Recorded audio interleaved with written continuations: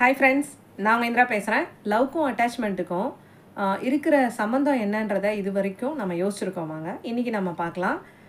Love அப்படின்றது அன்பு, காதல், நேசம். நம்மளுக்கு ரொம்ப பிடிச்சவங்க மேலே நம்மளுக்கு வரும். அவங்கள பார்த்த உடனே நம்மளுக்கு ரொம்ப பிடிச்சிருக்கும். அவங்க பண்ணுற எல்லா விஷயமும் பிடிச்சிருக்கும். அப்படியே நம்ம அவங்கள அக்செப்ட் பண்ணிவிட்டு அவங்க செய்கிற எந்த விஷயத்தை பார்த்தும், முக்கியமாக அவங்களோட வளர்ச்சியை பார்த்து ரொம்ப சந்தோஷப்படுவோம்.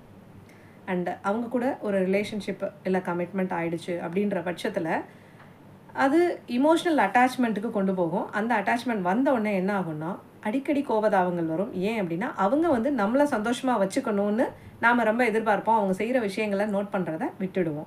இதனால தான் நிறையா இடத்துல பார்த்தீங்கன்னா சண்டை சச்சரவுகள் அந்த ரிலேஷன்ஷிப்பெல்லாம் பிரேக் ஆகிறதுக்கான வாய்ப்புகளில் கொண்டு போய் முடியுது.